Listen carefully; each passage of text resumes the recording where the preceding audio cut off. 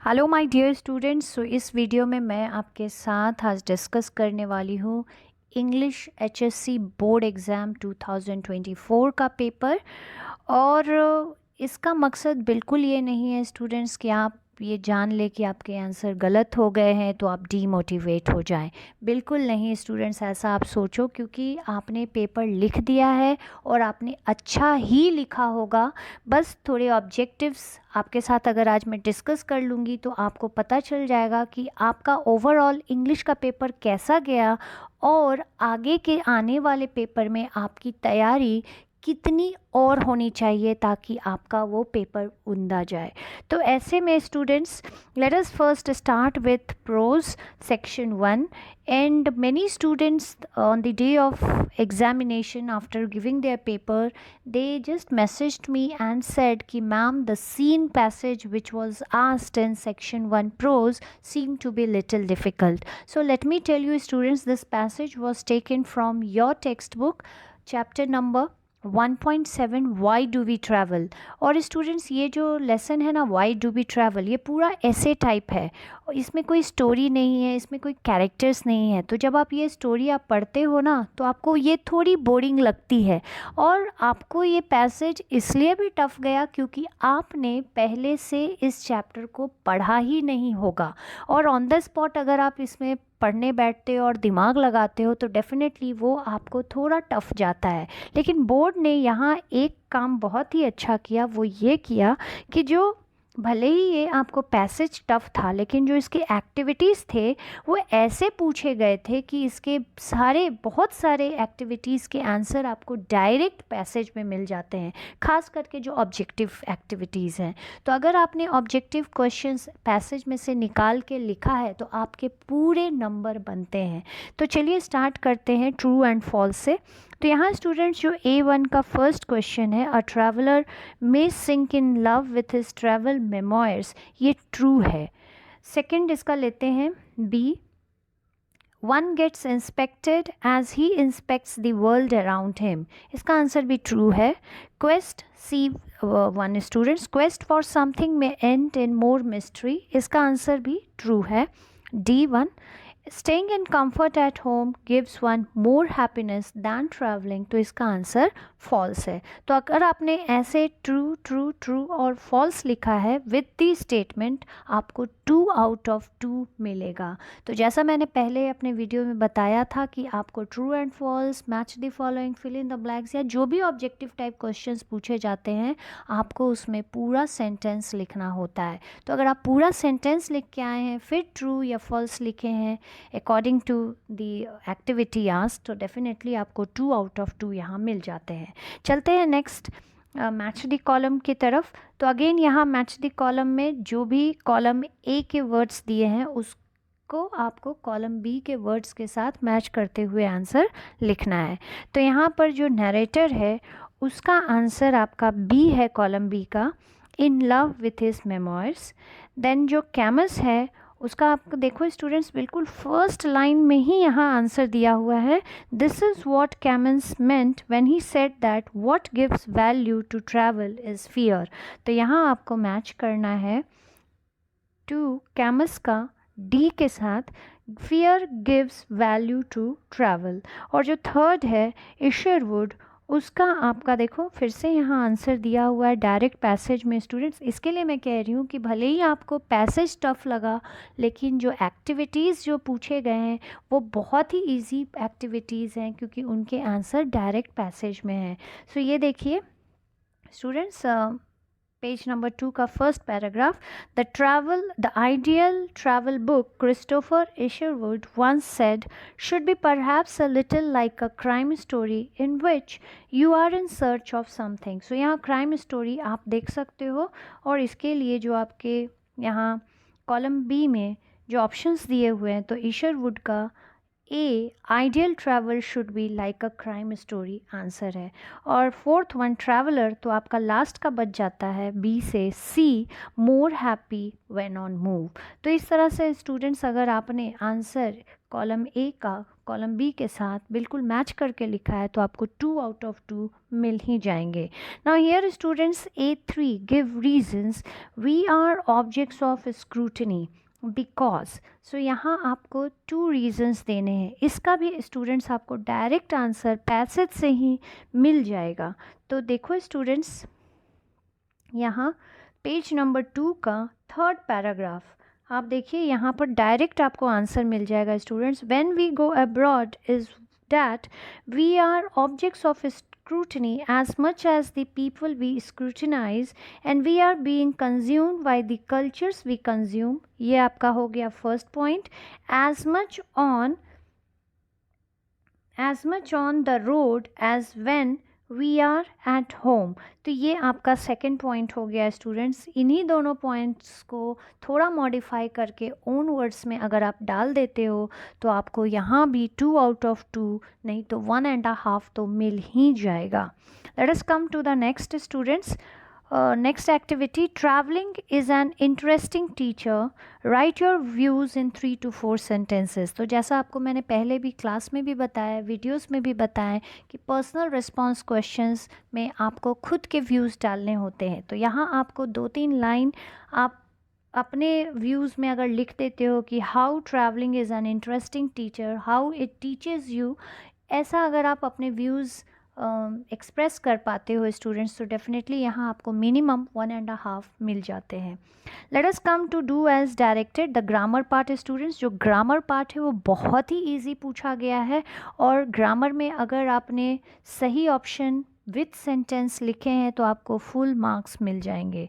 तो यहाँ स्टूडेंट्स ये देखो question, I like to ask questions of the places I visit. यहाँ पे आपको करेक्ट फॉर्म, टेंस फॉर्म को चुनना था.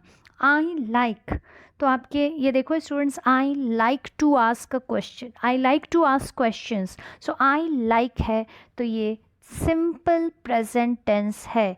तो यहाँ का ऑप्शन आपका बी है. Let us come to the second one. I would come back to my apartment in New York.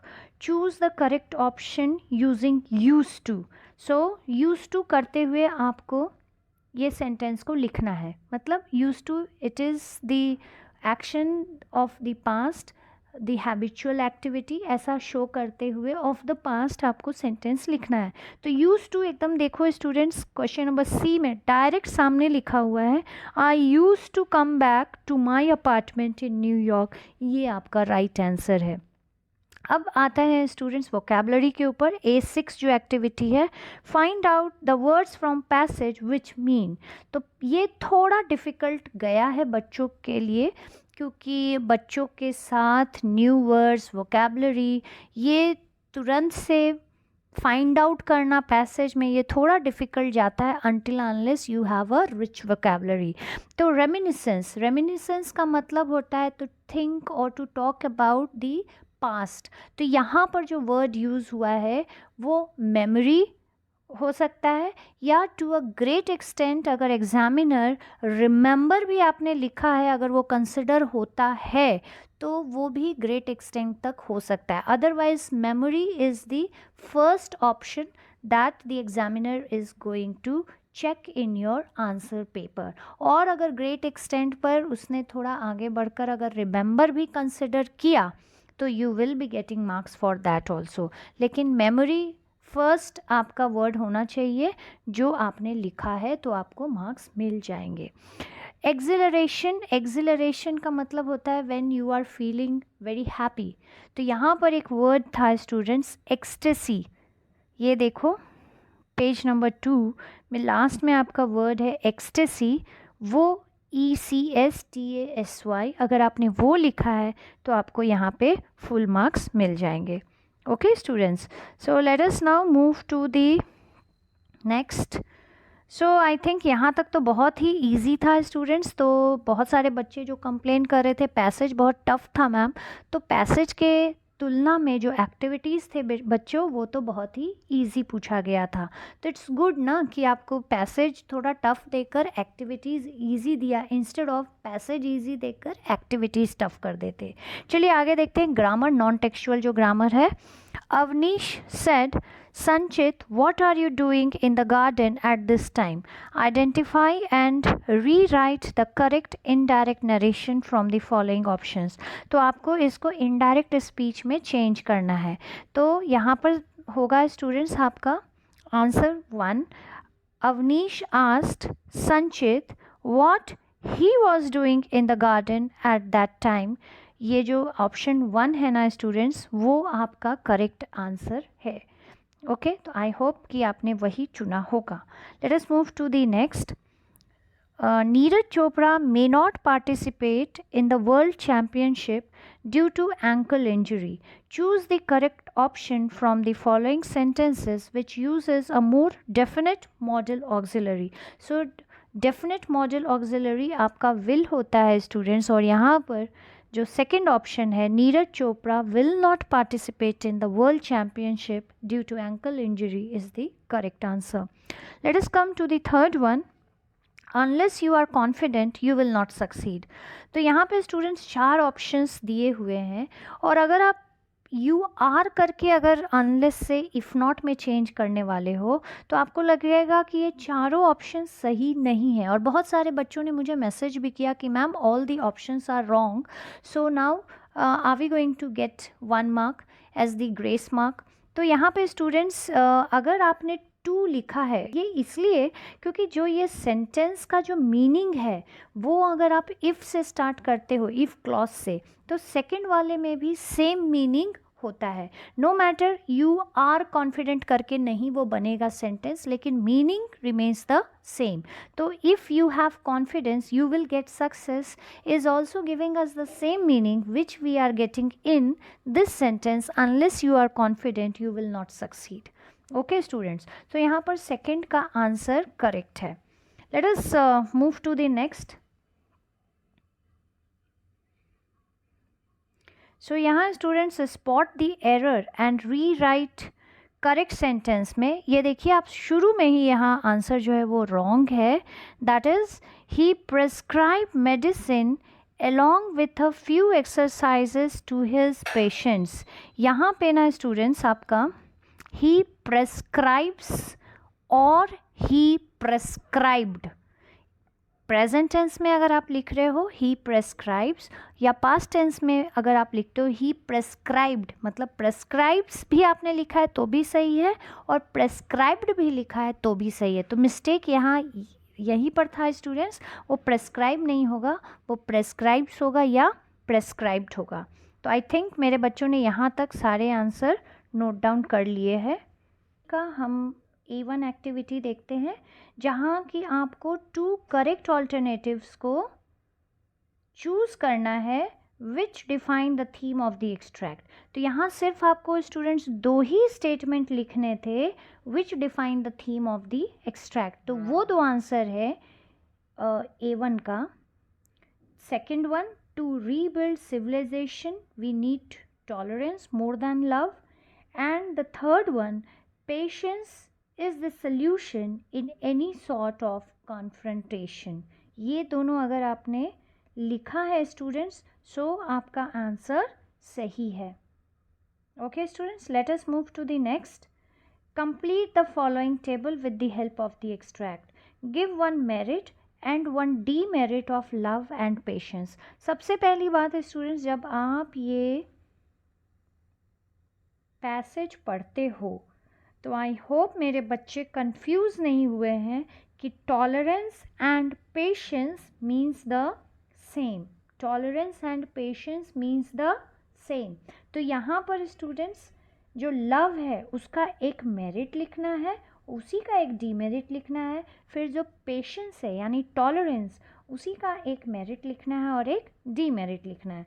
तो ये जो वेरी स्टार्टिंग का ही ये पैसेज है ना students, love is a great force in private life, अगर आप ये लिख देते हो तो ये भी सही है. एंड इसका डीमेरिट भी अगर आपको लिखना है तो अगर आप ये लिख देते हो that love in public affairs does not work, तो भी ये चलता है आपका. ओके स्टूडेंट्स, तो एक आपका मेरिट हो गया, एक डीमेरिट हो गया. अभी हम पेशेंस पे आते हैं. तो यहाँ देखिए tolerance is a very dull virtue, it is boring, it is negative. तो अगर आप लिखते हो कि पेशेंस के बारे में कि it is very dull virtue, तो ये आपका डीमेरिट हो गया। It is boring, it is negative, तो ये आपका डीमेरिट हो गया। और मेरिट क्या होगा? it is the sound state of mind which we are looking for. So it is the sound state of mind, ये उसका merit हो गया। and it is boring या it is negative, it is a dull virtue, आपने इन तीनों में से कोई एक लिख दिया तो वो उसका demerit हो गया। let us move to the next students। अभी write how we can build up a civilized society with the help of the extract। तो इस एक्सट्रैक्ट में लव और टॉलरेंस के ऊपर ही बातचीत की है। तो आपको लव एंड टॉलरेंस, ये जो दो वर्ड्स हैं, इनको मिलाकर ये आंसर लिखना था कि how love and at the same time tolerance is going to help us to build a civilise society. बस इतना ही आपको एलाबोरेट करना था इस आंसर में। Next, love and tolerance are the true indicators of a civilised person. अब वापस जो आपने एक्सट्रैक्ट से जो कुछ भी सीखा है लव के बारे में, टॉलरेंस के बारे में, उसी को यहाँ जस्टिफाई करना था अपने ओन वर्ड्स में। That's it students. तो यहाँ आपने कुछ भी लिखा होगा स्टूडेंट्स, आपको 1 मार्क तो मिल ही जाएंगे, but it should be related to love and tolerance. Next, आइए हम लोग ऑब्जेक्टिव क्वेश्चंस पे आते हैं, डू एज डायरेक्टेड पे। सो यहाँ पे student, it has been tried again and again. It has been यानी ये पैसिव वॉइस में है और इसको हमको करेक्ट एक्टिव वॉइस में चेंज करना है। तो देखते हैं, they had tried it again again. They has तो बिल्कुल ही नहीं होगा। They tried it again and again and they have tried it again and again. So answer number D है स्टूडेंट्स, A51 का डी है, they have tried it again and again, जिसका कि पैसिव में होगा it has been tried again and again. Let us move to the next, it is the sound state of mind which we are looking for. इसको हमको simple tense में करना है, simple tense में करना है, एक क्लॉज में करना है, वही क्लॉज उसका मेन क्लॉज होगा। तो क्या हम करेंगे, it is the sound state of mind and we are looking for, and है तो ये तो बिल्कुल ही नहीं है। We are looking for the sound state of mind. Third one, we are looking for it but it is the sound state of mind, again ये भी नहीं है। The sound state of mind is looked for, तो ये भी नहीं है। तो आंसर इसका बी होगा, we are looking for the sound state of mind. This is the correct option. I hope मेरे स्टूडेंट्स को अच्छे मार्क्स ऑब्जेक्टिव के मिल रहे हैं। अगर आपके स्टूडेंट्स ऑब्जेक्टिव के कुछ मार्क्स बिल्कुल पक्के हो जाते हैं तो डेफिनेटली राइटिंग स्किल्स भी आपका अच्छा ही गया होगा। Let us move to match the column students. So ये सब जो वर्ड्स हैं students, secular, absurd, civilisation, brotherhood, ये सब तो बिल्कुल कॉमन वर्ड्स है जो आपने पहले भी कभी ना कभी सुना होगा। तो आपको आंसर थोड़े बहुत पता पहले से पता भी होगा। तो जस्ट देखते हैं क्या आंसर हो सकता है। सो सेक्युलर कॉलम ए का अगर हम लेते हैं तो कॉलम बी में not connected with any religion, C इसका आंसर है। एब्सर्ड अगर हम लेते हैं तो इसका डी कॉलम बी का आंसर है, नॉट एट ऑल लॉजिकल और सेंसिबल। अगर हम कॉलम ए का सिविलाइजेशन लेते हैं तो इधर से हमारा ये होगा B, a society which has its own highly developed culture and ways of life. और अगर हम ब्रदरहुड लेते हैं, ये तो सबको पता है, feeling of great friendship and understanding between people, यानी कॉलम बी का ए आंसर है। Okay students. और स्टूडेंट्स मेरे नेक्स्ट जो कोई एक्टिविटी है समरी राइटिंग, जो आपको समराइज़ करना है, तो उसके लिए आई होप कि मेरे बच्चों ने अप्रोप्रिएट टाइटल दिया है और पूरी समरी एक पैराग्राफ के अंदर छोटा सा ब्रीफ में लिख कर रखा होगा, हाफ पेज का। देन माइंड मैपिंग पे आते हैं students, effects of music on human life. तो अगर आपने बिल्कुल जो माइंड मैपिंग का जो फॉर्मेट है, जो सेंटर से स्टार्ट होता है, वहाँ से फिर आपने एरोज़ दिखाया और फिर सब ब्रांचेस दिखाएं, तो आपको यहाँ भी मार्क्स मिल ही जाएंगे। Let us come to the poetry section. तो स्टूडेंट्स पोइट्री में शी वॉक्स इन ब्यूटी है जो दी पोएम, यानी आपको direct in his expression of love, be है। Internal beauty is as important as the external beauty, तो obviously ये तो हो गया। The poet is in love with lady's outward beauty, तो ये तो बिल्कुल ही नहीं है, वो आउटवर्ड ब्यूटी को देखकर थोड़ी ना उसको लव हो गया। Beauty lies in the eyes of beholder, तो ये डी आंसर होगा। तो बी और डी दो ऐसे करेक्ट स्टेटमेंट्स हैं which justify the theme of the poem. Let us move to the next.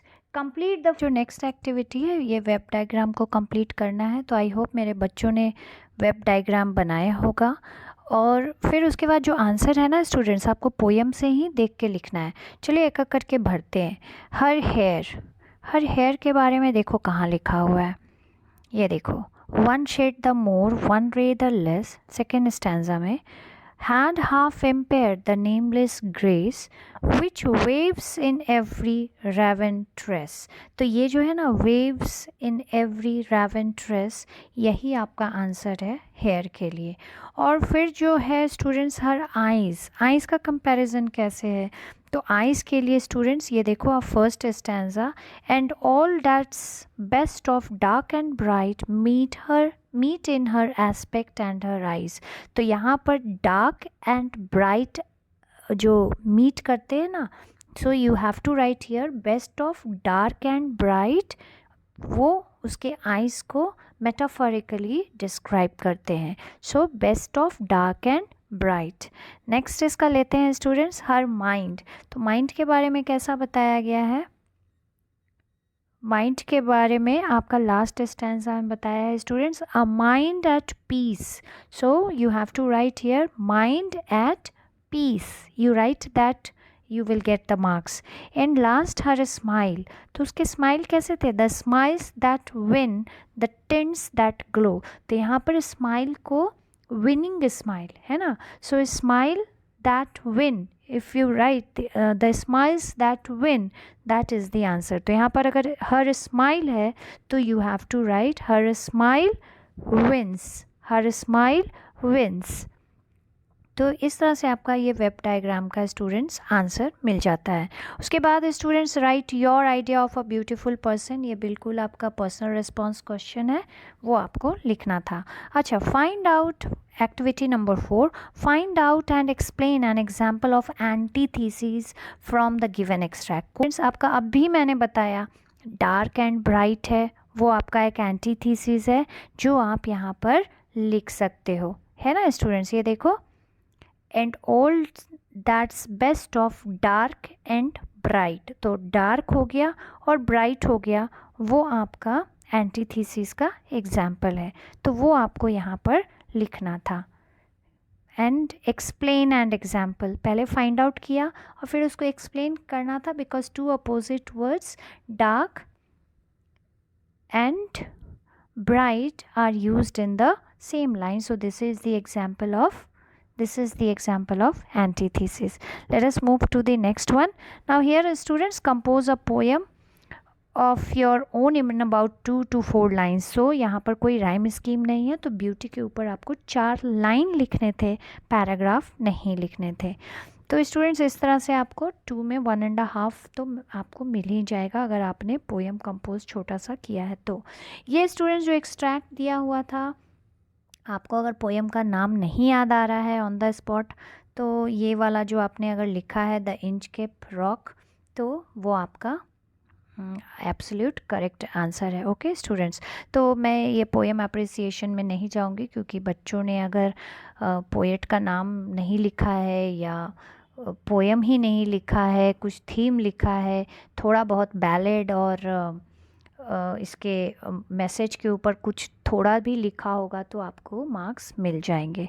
Late us come to the next part, writing skills. तो I hope मेरे स्टूडेंट्स ने किया होंगे virtual discuss the writing skills.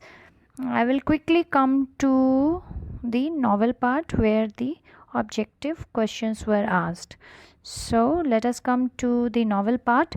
So here students, in novel आपका जो column A है, column B है, चलिए उसको जल्दी से देख लेते हैं उसका आंसर क्या है। तो 1 नॉवेल है, नॉवेल का सी का आंसर है a long narrative fiction. Second जो है 18th सेंचुरी लिटरेचर, उसका आंसर आपका डी है, कॉलम बी का स्पिरिट ऑफ रियलिज्म। और जो थर्ड वन है 2nd to 6th सेंचुरी, उसका आंसर आपका कॉलम बी का ए है, ग्रीक रोमांसेस। और जो फोर्थ वन है न्यूज़पेपर एंड मैगजीन्स, उसका बी कॉलम बी का भी आंसर है मिडिल क्लास रीडर्स। तो अगर आपने अच्छे से कॉलम ए को कॉलम बी से मैच किया है तो आपको फुल मार्क्स वहाँ मिल जाएंगे। Let us come to the next. Correct alternative आपको चुनना है स्टूडेंट्स। तो जब आप ये लिखते हो तो अगेन पूरा सेंटेंस लिखना है और जो आंसर है उसको अच्छे से अंडरलाइन करना है। तो novel that bears more than one level of meaning is called allegorical novel. तो आपका एलेगोरिकल को यहाँ अंडरलाइन करना है। That novel dash novel is concern with the protagonist overall growth from childhood to adulthood. So here the answer is Bildungsroman. So first one is the answer. तो वही आपने लिखकर अंडरलाइन किया तो आपको मार्क्स मिल जाएंगे। That's novel is a novel based on the author's life. I think यहाँ तो सारे बच्चों का मेरा सही होगा, क्योंकि to sir with love that is the example of autobiographical novel. तो यहाँ पर autobiographical novel is the correct answer. Next one, the novel based on an imaginary community possessing the ideal qualities is called utopian novel. तो इस तरह से students आपके जितने objective activities पूछे गए थे उसका आंसर आज मैंने इस वीडियो में डिस्कस किया है। और स्टूडेंट्स ये जो क्वेश्चंस जो आपके बाकी आए हैं, एक्टिविटीज़ जो बाकी पूछे गए हैं नॉवल से, ये सारे अगर आपने समरी थीम कुछ पढ़ के गए होगे तो आई थिंक आपने लिखा ही होगा कुछ ना कुछ आंसर, और उसके लिए आपको मार्क्स ज़रूर मिलेंगे। तो students, all the best for your next paper. I hope कि आप अच्छा करें, और आज के वीडियो से जो भी आंसर आपके सही गलत हुए हैं that will give you a rough idea. उससे आपको डीमोटिवेट नहीं होना है, अपने आप को और कॉन्फिडेंस से भरना है आगे के पेपर के लिए, ताकि जो गलतियाँ हुई हैं वो फिर से ना हो। All the best my dear students.